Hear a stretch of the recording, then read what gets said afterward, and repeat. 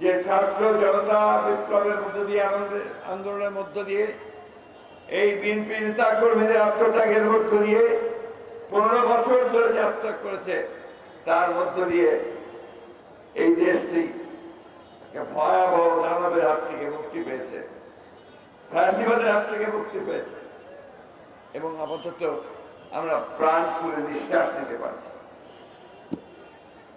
প্রিয় বন্ধুগণ, আজকের এই সভাটি একটি বিশেষ সভা।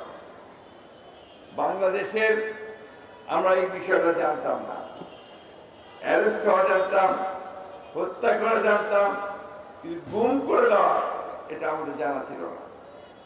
এমনকি আমরা যারা দীর্ঘকাল ধরে রাজনীতির সঙ্গে সম্পৃক্ত আছি, আমরা বাংলাদেশে সে স্বাধীনতা যুদ্ধই বলেন বা এখনই বলেন, আমরা কখনো দেখিনি। এই আওয়ামী লীগ তারা রাষ্ট্র ক্ষমতায় আসার পরে এই আইন শৃঙ্খলা রক্ষাকারী বাহিনী রাষ্ট্রীয় যন্ত্রকে ব্যবহার করে তারা ভয়াবহ মানবতা বিরোধী যে অপরাধ, সে অপরাধ তারা সংগঠিত করেছে।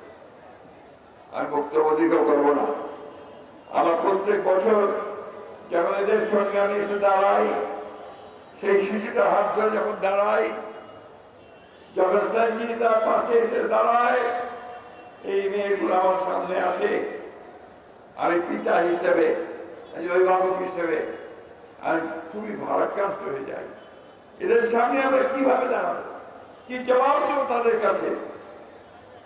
জবাব নেই। আজকে অত্যন্ত ভালো কথা যে আজকে এই আমাদের যে অন্তর্বর্তীকালীন সরকার, তার প্রধান প্রফেসর ইউনূস আলী, তিনি গতকাল গুম বিরোধী যে আন্তর্জাতিক জাতিসংঘের সনদ আছে তাতে সই করেছেন। আগে আপনারা জানতেন যে আগের সরকার এটাতে সই করেনি।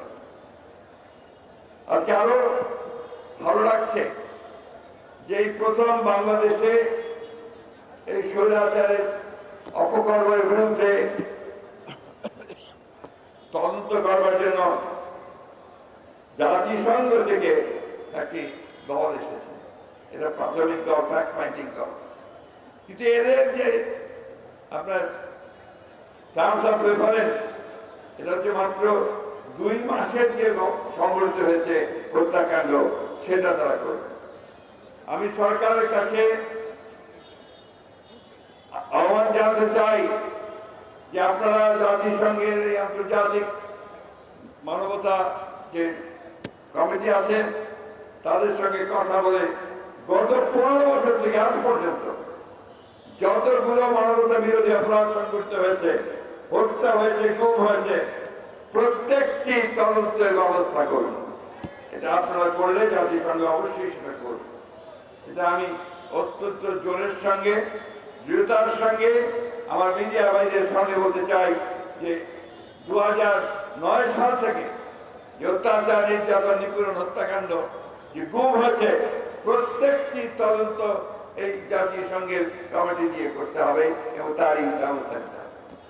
আমি ধন্যবাদ জানাতে চাই আমাদের এই অন্তর্বর্তীকালীন সরকারকে যে গতকাল তারা একটা কমিশন তৈরি করেছেন গুম বিষয়টাকে আপনার ইনভেস্টিগেট করার জন্য। এটা একটা ভালো উদ্যোগ। একই সঙ্গে আজকে আমি আহ্বান জানাতে চাই এই সরকারকে যে আপনারা প্রত্যেকটি গুম হওয়া পরিবারকে তাদেরকে ভাতা দেওয়ার ব্যবস্থা করেন। কারণ আমি জানি এখানে অনেক পরিবার আছে যারা অনেক কষ্ট করে তাদের পরিবার চালাচ্ছে, ছেলেদের মানুষ করছে, স্কুলে পাঠাচ্ছে। এটা রাষ্ট্রের দায়িত্ব এই পরিবারগুলোর পাশে এসে দাঁড়ানোর জন্য। গণতন্ত্র এসছে, আসবে আরো, আমরা সবাই গণতন্ত্রের ফল ভোগ করবো। এই বাচ্চাগুলো তাদের যে লস হয়েছে, পিতাকে হারিয়েছে, এটা তারা কোনোদিন ফেরত পাবে না। যে তার স্বামীকে হারিয়েছে, সে ফেরত পাবে না। তাই রাষ্ট্রের দায়িত্ব হচ্ছে এই পরিবারগুলোর দায়িত্ব গ্রহণ করা। আমরা এখানে যারা বাইরে আছেন, সবাই আমার বোনেরা আছে, অনেক ত্যাগ স্বীকার করেছি আমরা। এই বাংলাদেশে জন্মে সব সময় আমাদেরকে লড়াই করতে হয়েছে আমাদের অধিকারের জন্য। এবং আজকে দুর্ভাগ্য এখন পর্যন্ত আমরা কিন্তু সেই পূর্ণ গণতন্ত্র আমরা এখনো পাই না। আসুন আমরা এই সরকারের সঙ্গে, যেটা আমাদের আন্দোলনের ফসল, তাকে আমরা সর্বাত্মক সহযোগিতা করি এবং সেই সহযোগিতার মধ্য দিয়ে এই সরকার যেন সক্ষম হয় সফলভাবে একটি সংস্কারের মধ্য দিয়ে একটি নির্বাচন করা, যে নির্বাচনের মধ্য দিয়ে বাংলাদেশের মানুষের প্রতিনিধি নির্বাচিত হবে এবং তারা একটা পার্লামেন্ট গঠন করবেন, সরকার গঠন করবেন, জনগণের সমস্যার সমাধান করা যাবে।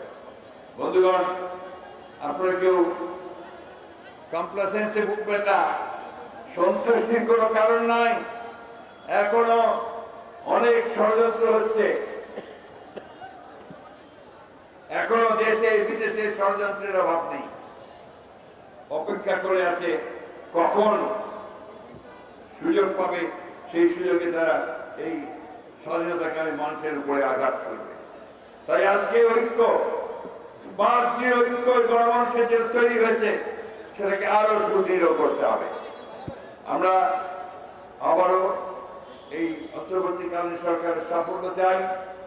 আমরা চাই যে অন্তর্বর্তীকালীন সরকার অতি দ্রুত তারা এই গণতন্ত্রে ফিরে যাওয়ার ব্যবস্থা করবেন, সংস্কারের ব্যবস্থা করবেন এবং একই সঙ্গে যে পরিবারগুলো আজকে ভুক্তভোগী তাদেরকে দেখার জন্য রাষ্ট্রীয়ভাবে ব্যবস্থা গ্রহণ করবেন।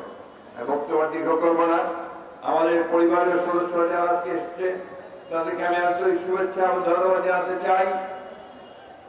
তারা দীর্ঘদিন ধরে এই কথাটা বলছে। যখন এই বাচ্চাটা দাঁড়ায় সাফা, যখন সে বলে যে আমি আমার বাবার হাত ধরে রাস্তায় হাঁটতে চাই, ঈদের নামাজ পড়তে যেতে চাই, তখন পিতা হয়ে আমরা সেটা সম্বরণ করতে পারি না। বন্ধুগণ, আজকে সেই অধিকার থেকে ফিরিয়ে দিতে হবে।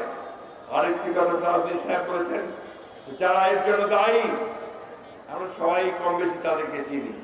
যারা দায়িত্বে ছিলেন, র্যাবের দায়িত্বে ছিলেন, পুলিশের বিশেষ বাহিনীর দায়িত্বে ছিলেন, তাদেরকে সেই মূল লোকগুলোকে খুঁজে বের করতে হবে, তাদেরকে শাস্তি দিতে হবে। আমরা খুব কষ্ট পাই যখন দেখি রাজনৈতিক নেতাদেরকে গ্রেফতার করে নিয়ে যাওয়া হচ্ছে, কিন্তু ওই সমস্ত ভয়ঙ্কর ব্যক্তি যারা আমাদেরকে হত্যা করেছে, খুন করেছে, গুম করেছে, তাদের একজনকেও গ্রেফতার করার খবর আমরা পাই না। তাই আশা করি খুব অল্প সময়ের মধ্যেই আমরা গ্রেফতার দেখতে পাবো, তাদের বিরুদ্ধে ব্যবস্থা নেওয়া হচ্ছে সেটা দেখতে পাবো। সত্যিকার অর্থেই বাংলাদেশ যেন একটা জবাবদিহিমূলক গণতান্ত্রিক রাষ্ট্রে পরিণত হতে পারে, তার জন্য আমরা কাজ করতে সক্ষম হব।